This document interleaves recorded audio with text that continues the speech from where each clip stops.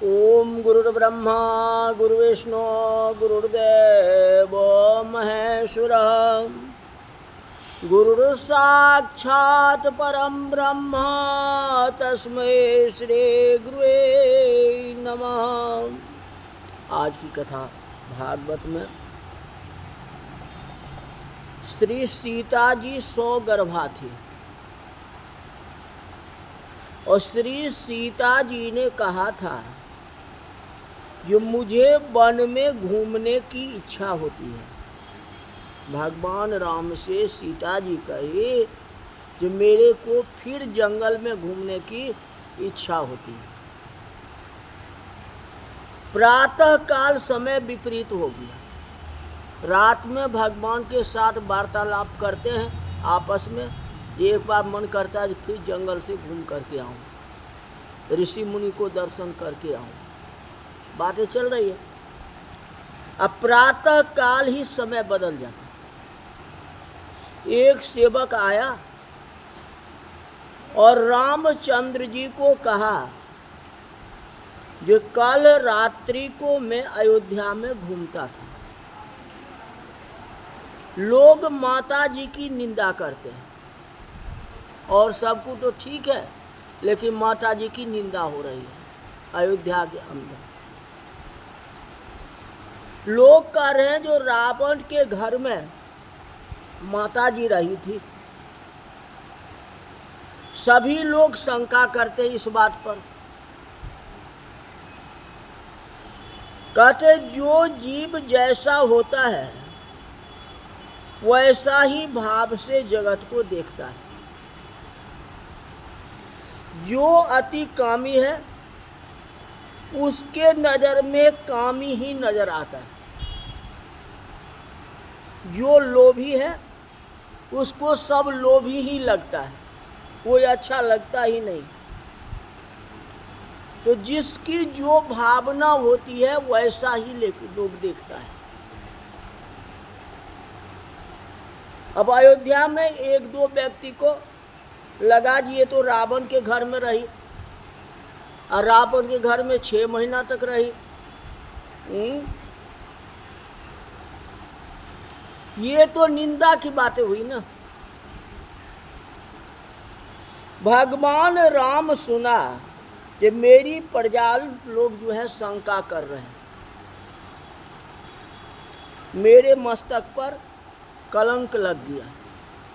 जबकि मैंने अग्नि परीक्षा ले ली थी। सीता जी को अग्नि परीक्षा लेकर के ही तो मिलाया, लेकिन लोग मानने के लिए तैयार नहीं। इससे अच्छा सीता जी को मैं त्याग कर दूं, जिससे कि कलंक का धब्बा जो है दूर हो जाए। क्योंकि मैं मर्यादा पुरुषोत्तम हूं, हमारे राज में कोई निंदा नहीं होनी चाहिए, लेकिन आज निंदा हो रही है। दूसरा कोई उपाय है ही नहीं। प्रजा को प्रसन्न करने के लिए राजा की गद्दी है और राजा की गद्दी सुख भोगने के लिए नहीं है।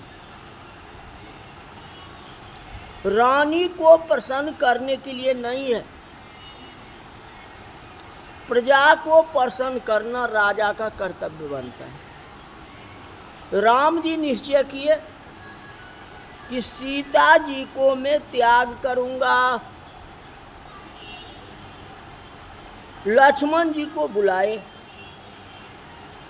लक्ष्मण जी को आज्ञा हुई कि अयोध्या में लोग जो मन में आता है वैसा बोलते रहते हैं।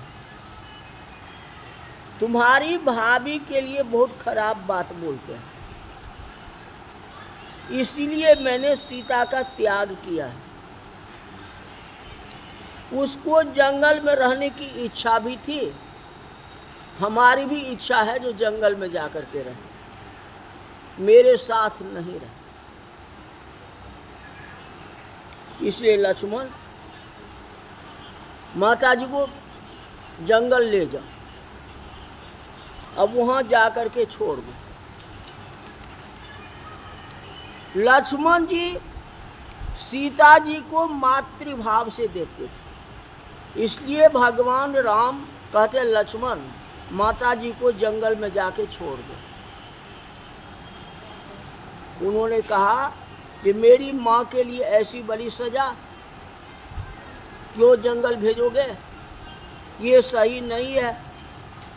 जो बोलता है उसको मैं मार दूंगा। लक्ष्मण जी कहते हैं जो ऐसा बोलता है उसको मार ही दूंगा, लेकिन ऐसा मत करें। राम लक्ष्मण को हाथ पकड़ के पास में बैठाते हैं।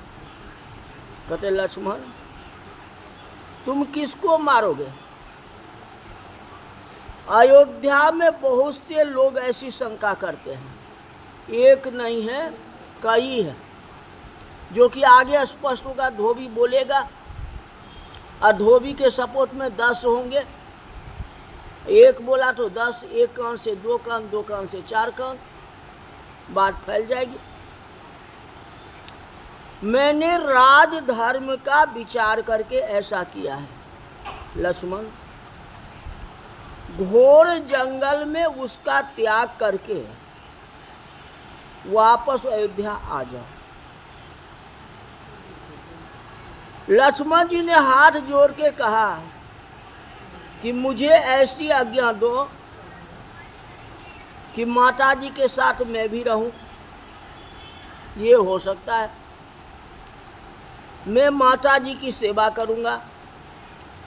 अब उनको छोड़ करके मैं आ जाऊं, ये संभव नहीं। वे मेरी माँ है ना। घोर जंगल में छोड़ करके मैं नहीं आ सकता, मैं भी वहीं रहूंगा, ऐसा आदेश दे। सीता माँ की सेवा करूंगा, अयोध्या में नहीं आऊंगा। भगवान की आज्ञा हुई ये लक्ष्मण तुम्हें वहां रहना नहीं है, तू जल्दी अयोध्या आ जाना। ज्यादा बोल नहीं सकता, जितना बताया हूं वैसे ही करना। सीता को जंगल में छोड़ करके वापिस आ जा। मैंने जो कह दिया वह विचार करके कहा है। ज्ञानी होना बड़ा कठिन नहीं है, योगी बनना बहुत कठिन है। ज्ञानी तो सब बन सकता है, लेकिन योगी बनना जो है बहुत कठिन है। सेवक होना बड़ा कठिन है। सेवक वही हो सकता है जो अपने मन को मार ले, अपनी इच्छा को मार ले। सेवक का मन नहीं होता है, मालिक का मन ही मेरा मन है। जो मालिक कहे उस बात को मानना, उसी को सेवक कहा गया। मालिक की इच्छा ही मेरी इच्छा है।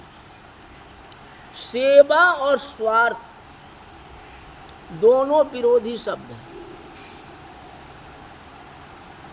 जिसके मन में थोड़ा भी कोई स्वार्थ की भावना है वह सेवा क्या करेगा? देश सेवा हो चाहे देवताओं का सेवा हो, बहुत कठिन है।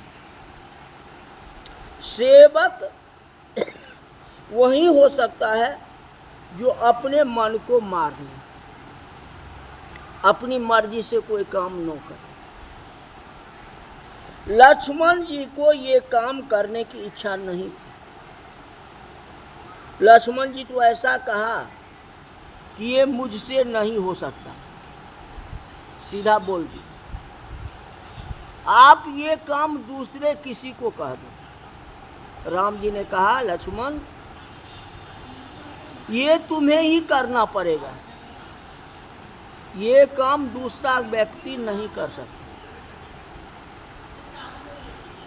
लक्ष्मण मेरी आज्ञा है, अब ज़्यादा बोलना नहीं है, वन में जाकर के सीता को छोड़ दो। राम जी सीता जी को कुछ कहा ही नहीं, बताए भी नहीं। लक्ष्मण जी सीता जी को रथ में बैठा करके घोर जंगल में ले गए। रामायण में वर्णन आता है कि उस समय मार्ग में बहुत अपशगुन होने लगे।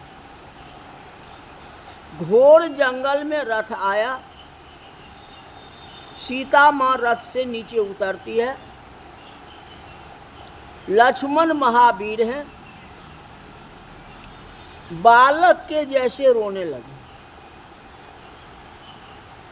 सीता जी जानती नहीं है। सीता जी ने पूछा, लक्ष्मण क्या हो गया तुमको? आज तक तुमने रोया नहीं, आज क्यों रो रहे हो? लक्ष्मण जी सीता माँ को प्रणाम किए, कहते माँ मैं आपका दास हूँ, मैं सेवक हूँ, मालिक का आज्ञा पालन करना ही मेरा धर्म है। माँ ये काम करने की मेरी इच्छा नहीं थी, मैं क्या करूं, मैं मजबूर हूं। सीता जी ने पूछा, लक्ष्मण क्या हुआ, इतना दुख क्यों हुआ, इतना विलाप क्यों करते हो, क्यों रोते हो? माँ मुझे कहने में बहुत दुख होता है। अयोध्या में लोग को जो मन में आता है सो कहते हैं, आपके लिए खराब बोलते हैं। इसलिए प्रभु ने आपका त्याग किया है। श्री सीता जी ने जब सुना तो बहुत व्याकुल हुई, अब मैं कहाँ जाऊं, क्योंकि अभी तक तो पता नहीं था। सीता जी धैर्य धारण करके लक्ष्मण जी से कहा कि लक्ष्मण मेरे प्रभु जो कुछ भी करते हैं ना वह अच्छा ही करते हैं, मेरे ऊपर उनका बहुत प्रेम है, इसलिए मेरा त्याग किया है। मेरे राम कभी बुरा कर ही नहीं सकते, सब भूल मेरी है, मेरे राम निर्दोष हैं, मेरे ऊपर उनका बहुत प्रेम है, इसीलिए मेरा त्याग किया है। लक्ष्मण प्रभु ने मेरा त्याग किया है, इसमें दुखी होने की कोई जरूरत नहीं है, मैं दुख को सहन कर लूंगी, किंतु मुझे ऐसा लगता है कि मेरे वियोग में मेरे राम बहुत दुखी होंगे, उनको बहुत तकलीफ होगा।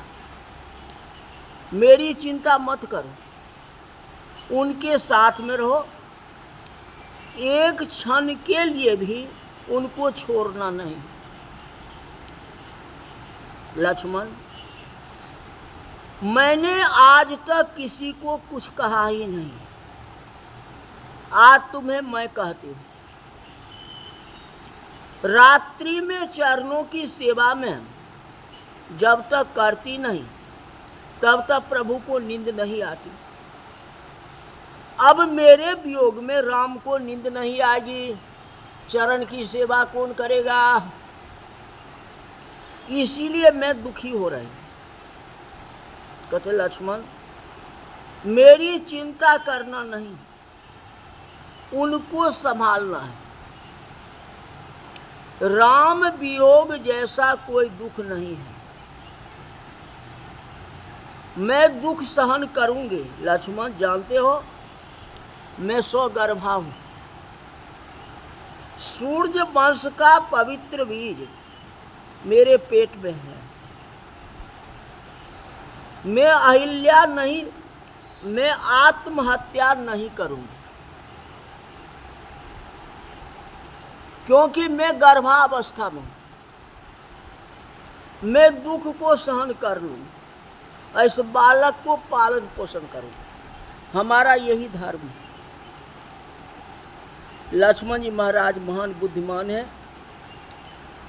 वाल्मीकि ऋषि के आश्रम के पास सीता जी को छोड़ा है, सोच करके श्री सीता जी को वंदन करके कहा कि माँ धैर्य रखो, आपका यह दास आपकी सेवा में यहाँ आएगा।